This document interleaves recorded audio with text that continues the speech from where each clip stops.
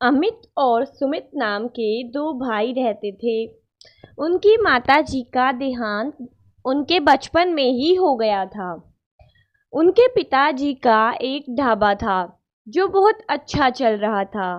गांव में और आसपास के गांव से भी लोग उस ढाबे पर खाना खाने के लिए आते थे। उसका पिता बहुत अच्छा और फ्रेश खाना बनाता था। एक दिन उनके पिता भी चल बसे। अमित उनका बड़ा बेटा जो बहुत समझदार था, लेकिन सुमित थोड़ा अड़ियल और नखरे वाले स्वभाव का लड़का था। उनके पिता के जाने के बाद अमित ने सुमित से कहा, सुमित सुनो भाई, पिताजी की यह इच्छा थी कि हम दोनों मिलजुल कर रहें, तो हम अब से दोनों साथ में अमित सुमित का ढाबा खोलेंगे। तो सुमित ने तुरंत इनकार कर दिया। वह सोचने लगा कि इसमें पक्का ही इसका फायदा होगा। ऐसा करता हूँ, मैं अपना अलग से कोई ढाबा खोल लूँगा। उसने कहा, नहीं नहीं, मुझे अपना ढाबे में से आधा हिस्सा चाहिए है। मुझे नहीं तुम्हारे साथ कोई भी काम करना। उसने उसके साथ ज़्यादा बहस ना करते हुए ढाबे का आधा हिस्सा सुमित को दे दिया। अमित ने कहा, लो भाई, ये तुम्हारा आधा हिस्सा और ये इसके पेपर्स।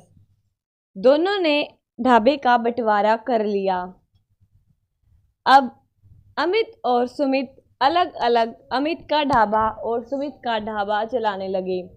अमित हर रोज ताज़ी सब्जियां लेकर आता और अच्छा स्वादिष्ट खाना बनाता था, लेकिन सुमित ज़्यादा पैसे बचाने के चक्कर में 2 दिन पुरानी बासी सब्जी लेकर आता था, जो उसे कम दाम में मिल जाया करती थी।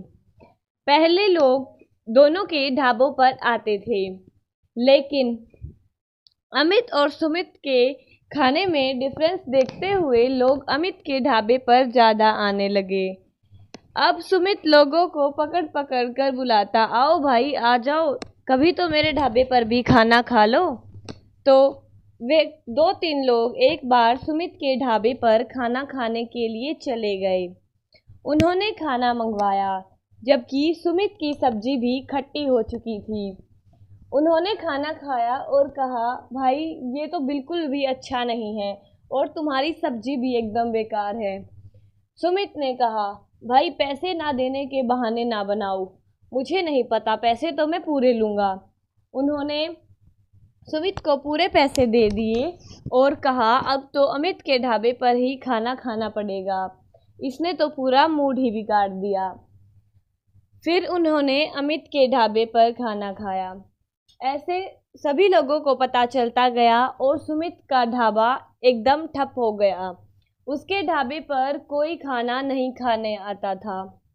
उसने एक काम पर लड़का रखा था, जो भी उसकी दुकान छोड़कर चला गया। अब सुमित को समझ नहीं आ रहा था कि वह क्या करे। सुमित ने अब एक ऐसा सोचा कि मैं कुछ अलग सा करता हूँ, जिससे लोग मेरे पास आएं और मुझे पैसे भी ज़्यादा मिले। उसने अपने गांव के तालाब के पास, तालाब के अंदर एक ढाबा, शीशे का ढाबा बना लिया। उस कांच के ढाबे को देखने बहुत से लोग आने लगे। वह उसकी सब्जी के दाम भी बहुत ज़्यादा थे। अब लोग अमित के ढाबे को छोड़ कांच के शीशे का ढाबा, पानी के अंदर, जो उन्हें बहुत अलग सा लगा, वहाँ खाना खाने आने लगे। कुछ लोग तो ऐसे ही मज़े के लिए आते थे, तो उसने टूरिस्ट प्राइस भी 200 रुपये रख दिया था। अब सुमित बहुत अमीर हो गया था। कुछ दिनों बाद उसके ढाबे पर भीड़ बहुत लगने लगी। एक दिन कांच के ढाबे में ज़्यादा भीड़ होने की वजह से वह टूट गया और सभी लोग पानी में डूब गए। तभी अमित वहाँ पर सब्जियां लेने आया था। अमित ने एक नाव देखी और लोगों को बचाना शुरू किया। अमित ने और कुछ आदमियों ने मिलकर सभी को बाहर निकाला। अब अमित ने सुमित और उस लड़के को बाहर निकाला जो सुमित की दुकान पर काम किया करता था। उनके बाहर निकालते ही लोगों ने सुमित को और उस लड़के को बहुत मारा। फिर सभी ने सुमित की रिपोर्ट कर दी और सुमित को जेल में डलवा दिया।